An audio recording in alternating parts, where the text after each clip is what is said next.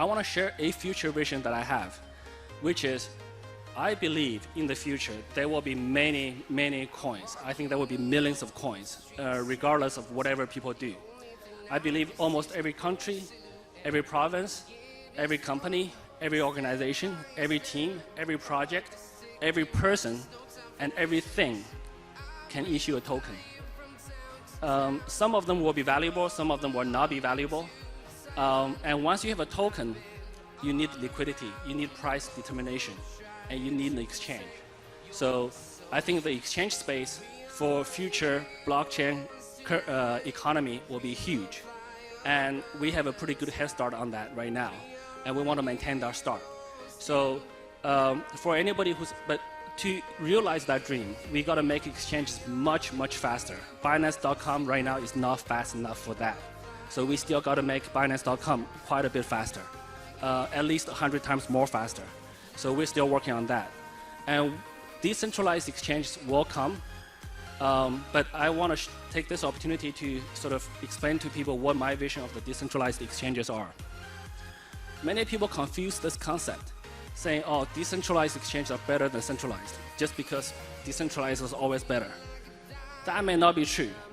So today, none of the decentralized exchanges can handle our volume. That's number one. And none of them are as secure as we are, actually. So Ether Delta got hacked many times, and very badly recently. It's not that decentralized by itself will be more secure, more fair, better. That doesn't work. Also, decentralized exchanges and centralized exchanges are two different things. In my mind, they're more like trains and cars. Right? So if you invent a train, you might still need cars. So with decentralized exchanges, you will have some benefits, anonymity, and you can trade any coin you want to trade. But right now, there are a few very heavy challenges for decentralized exchanges. Number one, the blockchains are not fast enough. They can only do a couple hundred or a couple thousand transactions per second, and that's not fast enough for trading. And with blockchains, multiple nodes have to sync.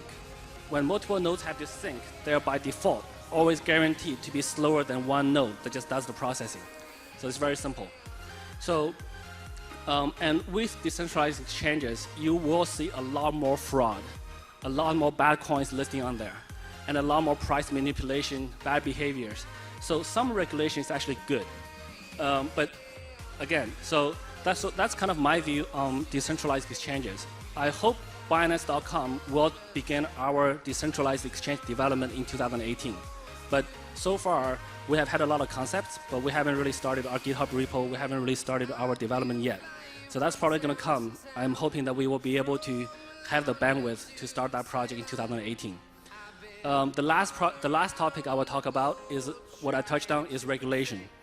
So a lot of people are very curious as to the regulation affecting exchanges. It does.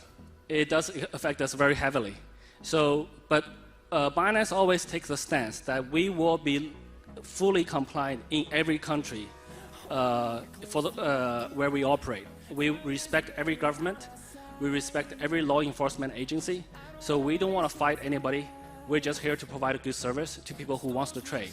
So on the flip side, I highly urge different regulatory bodies to sort of consider the consequences of regulating poorly. So there are good regulation and there are bad regulation. So some people always ask me, do you like regulation or not? Again, it's not a binary answer. It's not regulation is good or regulation is bad. It's how you regulate, right? So a good regulation needs to be detailed, needs to be specific. You should say what you can do and what you cannot do. If it says that you cannot do everything, it's probably not very good, because that basically means all the blockchain businesses or all the exchanges will leave that country and do it somewhere else.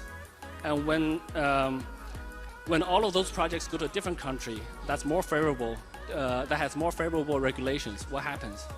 The projects follow them, the teams follow them, the talent follow them, the money follow them, all the funds follow them, and all the employment opportunities follow them, because all the good projects have to hire people. They help the local economy. and then they pay taxes in the local economy. So super closed regulations are not good. We can look at neighbor countries where they closed off the internet. That probably didn't do very well.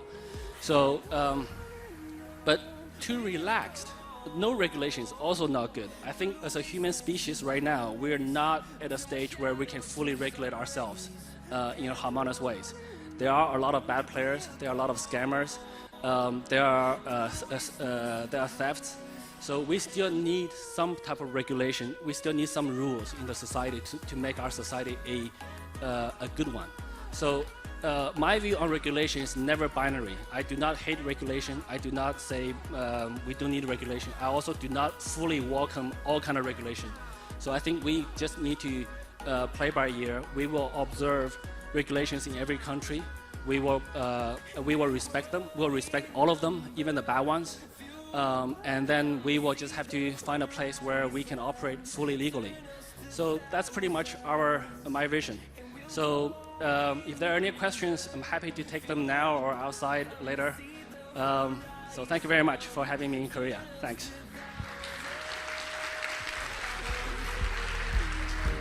If you bought just $1,000 of Bitcoins in July 2010, you would now have $90 million on your hands. From a mere 5 cents a pop 7 years ago, the cryptocurrency has steadily been climbing in value. What's driving Bitcoin's surge in value? One reason could be the recent upgrades to the system. Transactions are faster and fees are lower. Another reason might simply be that more people know about it and are comfortable with the idea of a cryptocurrency, including investors. As more mainstream traders and investors get on board, the currency is seen as increasingly robust. For the uninitiated, Bitcoin is a virtual currency created by a mysterious individual who goes by the name Satoshi Nakamoto, though that is most certainly not his actual name. Nakamoto introduced his idea for the cryptocurrency in a research paper in 2008, and it was implemented in 2009 as open source code. His reason for creating Bitcoin came down to the flaws he saw in the current system: banks debasing currency, a lack of privacy and security, banks' predatory lending practices, and the difficulties and expenses with transferring money. With e-currency based on cryptographic proof, without the need to trust a third-party middleman, money can be secure and transactions effortless. Bitcoin is not actually a coin, but a line of unique code. And like the dollar bill today, Bitcoin has value because people give it value. Like gold, there's a fixed amount of Bitcoin that can exist in the world, 21 million. Bitcoin runs on blockchain, a digital ledger that keeps track of every single transaction made in the Bitcoin network, making it especially secure because everything is public and everything is tracked. It's the world's first open financial network. As people become increasingly wary of government control over individual assets, Bitcoin becomes more and more viable, your own personal bank that no one can touch. Your Bitcoin is stored in a wallet. This wallet can be a digital wallet or even a physical one. Wherever you think your unique key, a long string of numbers that is yours and yours alone, will be safest. If you're looking to invest in Bitcoin, you can do so in 3 different ways. Number 1, you can mine your own, which is very difficult. As competition for mining Bitcoins has increased, only those with powerful computers and cash to shell out for energy costs can keep up with processing the increasingly difficult calculations. Number 2, buy some from an online exchange. Or number 3, you can buy shares in a fund that invests in Bitcoin. And if you're looking to cash out, you can do so by selling your Bitcoin directly to another user in exchange for another currency or in an online exchange. Bitcoin's real-world value may be slower to develop. As a day-to-day currency, it's still hard to use. While there are some brick-and-mortar establishments that accept the currency, from hotel chains like Howard Johnson to certain restaurants, it's still difficult to use out in the real world. Online, certain goods and services can be bought with the currency. As more companies and retailers begin to recognize Bitcoin's growth, adoption will follow. For now, the currency's value lies in what it's worth, with Bitcoin holders closely watching its value climb, wondering when, if ever, to cash out. For UpRocks, I'm Frankie Greek.